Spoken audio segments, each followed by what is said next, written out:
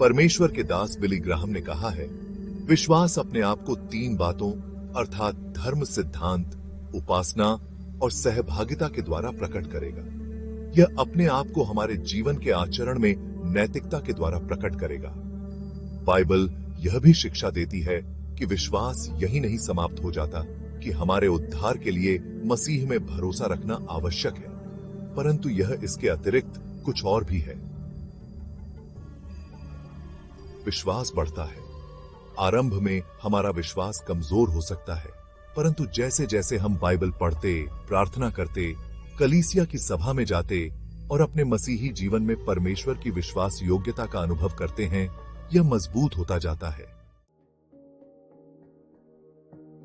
मसीही के लिए, यदि जिज्ञासु व्यक्ति मसीही हो और उसमें विश्वास की कमी महसूस हो या वह विश्वास में और भी अधिक बढ़ना चाहता हो तो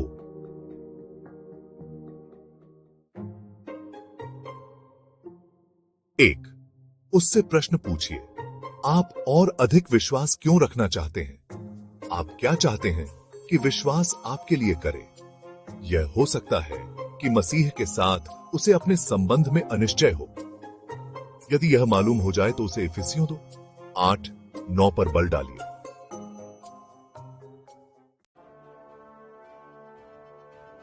2.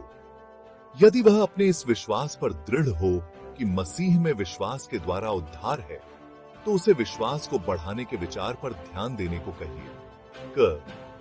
विश्वास का जीवन किसी रहस्यमय विधि से तुरंत उन्नति नहीं करता।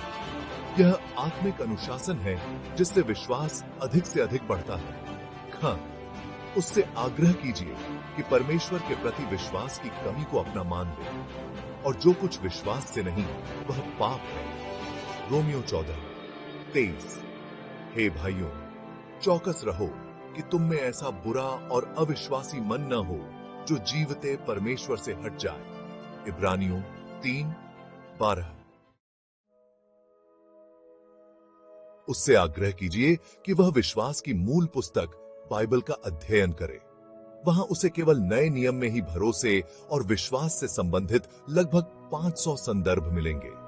उसे इन्हें पढ़ने और इनका अध्ययन करने की आवश्यकता है। उसे उत्साहित कीजिए कि वह विश्वास से संबंधित इन संदर्भों को लिखकर ध्यान दे कि विश्वास के संबंध में परमेश्वर क्या कहता है और वह इसे अपने जीवन में कैसे उपयोग कर सकता है।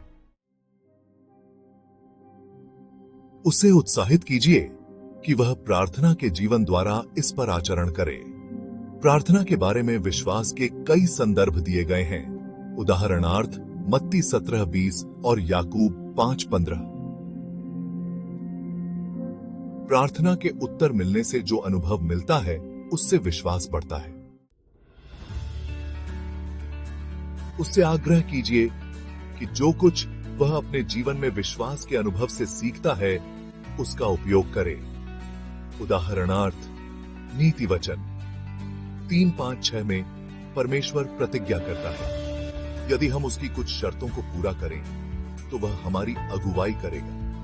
यदि जिज्ञासु व्यक्ति निर्णय में अपने प्रभु से अगुवाई पाना चाहता है तो उसे आवश्यक बातों को पूरा करना होगा। उसे यह भी मालूम करना होगा कि विशेष संदर्भ में परमेश्वर की शर्तें क्या हैं और उन्हें प्रतिज्ञात अगुवाई को पाने के लिए पूरा करना होगा।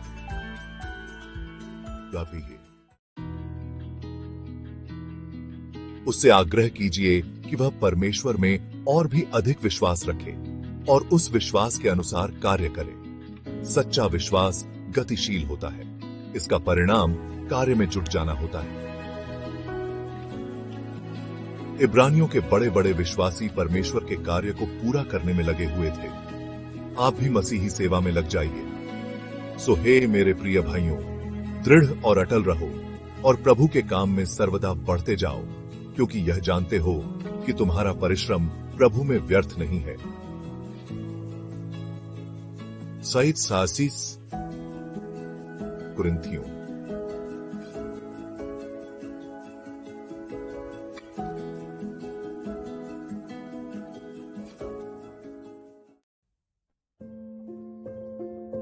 पवित्र शास्त्र वचन सो जब हम विश्वास से धर्मी ठहरे तो अपने प्रभु यीशु मसीह के द्वारा परमेश्वर के साथ मेल रखें रोमियो 5 अटाती।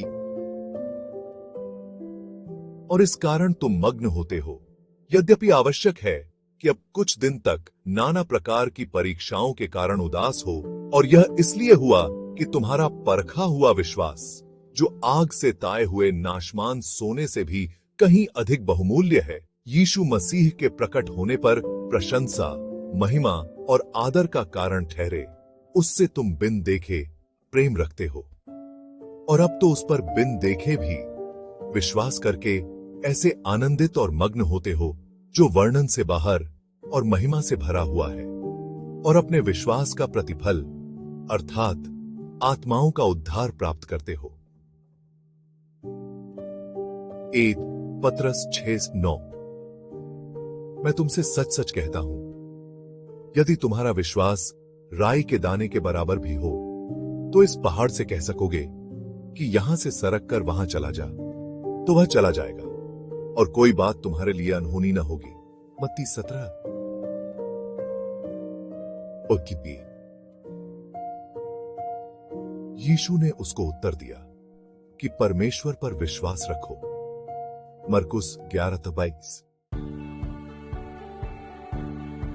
यदि कंटेंट पसंद आया हो, प्लीज लाइक और सब्सक्राइब करें।